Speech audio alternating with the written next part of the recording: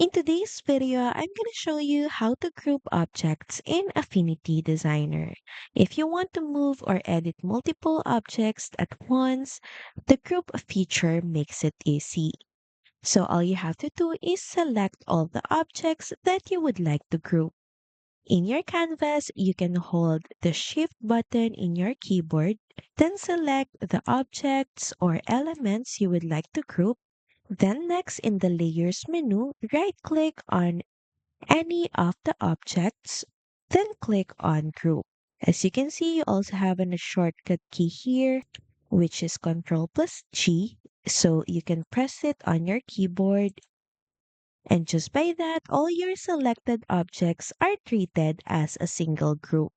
You can now easily move, resize, or apply effects to the whole group without affecting the individual objects inside. So that's pretty much it. Thank you very much for watching this video, and I'll see you again on the next one. Bye!